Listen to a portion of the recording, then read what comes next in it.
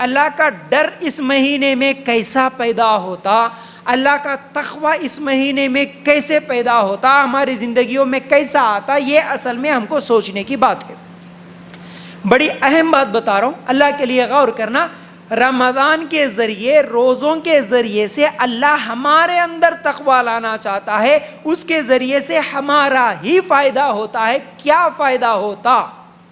تقوی کیسے آتا؟ دیکھیے، اللہ کا ڈر رمضان کے مہینے میں کیسا؟ دیکھیے، اصل میں یہ مہینہ ایک ٹریننگ کیمپ ہے۔ جیسا کہ کسی کو کسی چیز کے لیے جب ٹریننگ جاتی تو اس سے ٹریننگ یعنی کوئی جاب بھی اگر ملنے والا ہے تو اس کو ایک 8 دن کے لیے 10 دن کے لیے ٹریننگ ہوتی ہے۔ پولیس والے بھی جب پولیس ٹریننگ کرتے ہیں ان کے لیے 3 مہینے 9 مہینے کبھی کبھی ان کے لیے ٹریننگ ہوتی ہے۔ اسی طرح ہر کام کے لیے پہلے ٹریننگ ہوتی ہے۔ جیسے کنڈکٹر کو بھی آپ دیکھتے ہوں گے، کبھی کبھی اس کو جاب ملا لیکن اس سے پہلے اس کو ٹریننگ ہوتی ہے۔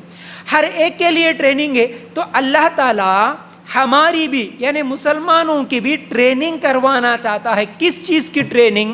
کہ دیکھو تمہارے اندر اللہ سے ڈرنے کی ٹریننگ، تقوی کی ٹریننگ اس ایک مہینے کے ذریعے سے اللہ تعالیٰ تمہارے اندر پیدا کرنا چاہتا ہے۔ کیسے؟ ایک روزے دار جب روزہ رکھتا ہے، سخت گرمی کا مہینہ ہے، اسے بھوک لگتی ہے، اسے پیاس لگتی ہے۔ اب بھوک اور پیاس میں بھی اگر گھر میں کوئی موجود نہ ہو، حالانکہ فریج میں کھانا ہے، پانی ہے، جوس ہے، جو چاہے اٹھا کے کھا سکتا، پی سکتا، لیکن ایک روزے دار سوچتا نہیں میرا رب مجھے دیکھ رہا ہے، میں روزے کی حالت میں کچھ بھی نہیں کھاؤں گا۔ یہ ہے اللہ کا ڈر۔ اللہ تعالیٰ دیکھ رہا ہے، یہ ایک مہینہ تمہارے اندر یہ جو ڈر ہے نا، یہ ڈر اگر یہ ایک مہینے کی ٹریننگ اس ڈر کی ہو گئی تو پھر باقی 11 مہینے میں بھی اس ٹریننگ کا اثر ہونا کہ میں روزے کی حالت میں اللہ دیکھ رہا ہے بول کر کھانے پینے سے رکا رہا، باقی 11 مہینوں میں بھی اللہ دیکھ رہا ہے بول کر میں گناہوں سے بھی رک جاؤں۔ یہ ٹریننگ اللہ تعالیٰ ہماری کرانا چاہتا ہے۔ رمضان کوئی رسم نہیں ہوتا، رواج نہیں ہوتا کہ آیا اور چلے گیا، ایسا نہیں ہے۔ اللہ کے لیے غور کرنا، رمضان ہماری ٹریننگ چاہتا ہے، ہمارے اندر تقوی لانا چاہتا ہے، اللہ کا ڈر پیدا ہوتا ہے اس رمضان کے مہینے میں۔ لیکن جن لوگوں کو یہ بات معلوم ہی نہیں ہے، ایک رسمی طور پر بھائی آ گیا مہینہ کون سا کہ روزہ رکھ لیے اور چھوڑ دیے، ہو گیا، اس لیے ان کی زندگی میں کچھ بھی چینجز نظر نہیں آتے، کچھ تبدیلی نہیں نظر آتی۔ مثال کے طور پر ایک موسم اگر گزرتا ہے تو وہ پیچھے کچھ اثرات چھوڑ کے جاتا ہے۔ مثال کے طور پر ابھی بارش کا موسم گزرا، جیسے ہی بارش کا موسم گزر جاتا، بارش کہیں پر ہوتی ہے اور بارش کم ہو جاتی ہے تو اس کے اثرات ہوتے کہ نہیں ہوتے؟ ابھی بارش ہوئی، اگر ہم اگلے دن گئے تو ہر جگہ پانی نظر آتا۔ بارش کا موسم اگر گزر جاتا تو پھر پوری طرح ہر طرف کیا ہے؟ گھاس، ہم کو ہریالی نظر آتی ہے، درخت پورے ہرے ہرے نظر آتے ہیں۔ اس سے ہم کو پتہ چلتا ہے کہ بھائی یہاں پر بارش کا موسم ابھی گزرا ہے۔ اب اگر گرمی کا موسم ہے، گرمی کا موسم جیسے ہی گزرتا تو ہم لوگوں کو وہ بھی اثرات چھوڑ کے جاتا، کوئی درخت ہرا نہیں نظر آتا، کہیں پر گھاس نہیں نظر آتا، مطلب نہیں بھائی ابھی تو گرمی کا موسم گزرا اس لیے ہر جگہ سوکھا سوکھا ہے۔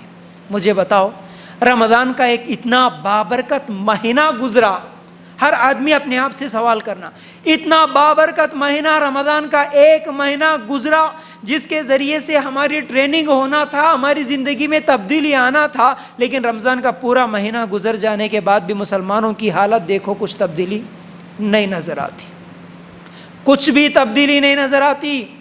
نہ بے نمازی نماز پڑھنے کو تیار ہوتا، نہ گناہ کرنے والا گناہ چھوڑنے کو تیار ہوتا، نہ شرابی شراب چھوڑنے کو تیار ہوتا۔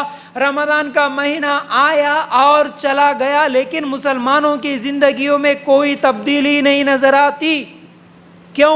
کیونکہ وہ رمضان کو صرف ایک رسمی طور پر تو منا لیا لیکن اسے تقوی کا مہینہ نہیں سمجھا، اسے اللہ کا ڈر پیدا کرنے کا ٹریننگ والا مہینہ نہیں سمجھا۔ تو یاد رکھو، رمضان کے ذریعے سے اللہ تعالی ہمارے اندر تقوی پیدا کرنا چاہتا ہے۔ اب یاد رکھو، جس رب کے حکم سے ہم حلال چیزوں کو چھوڑتے ہیں رمضان کے مہینے میں، ہے نا؟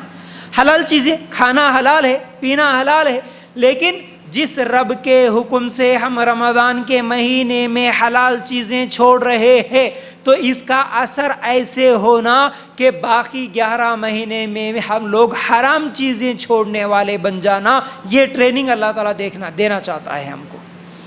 رمضان کے مہینے میں جس رب کے حکم سے تم حلال چیزوں کو چھوڑ رہے ہو اے مسلمانوں، اس رمضان کا مہینے کا اثر تمہاری زندگی میں یہ ہونا کہ باقی 11 مہینوں میں تم حرام سے بھی بچنے والے بنو، شراب سے بچو، سود سے بچو، زنا سے بچو، چوری سے بچو، چغلی سے بچو، دھوکہ دینے سے بچو، نافرمانیوں سے بچو، شرک سے بچو، بدعت سے بچو، یہ تمام حرام کاموں سے بچنے والے بنو۔ اس رمضان کے مہینے سے اللہ تعالیٰ ٹریننگ دینا چاہتا ہے۔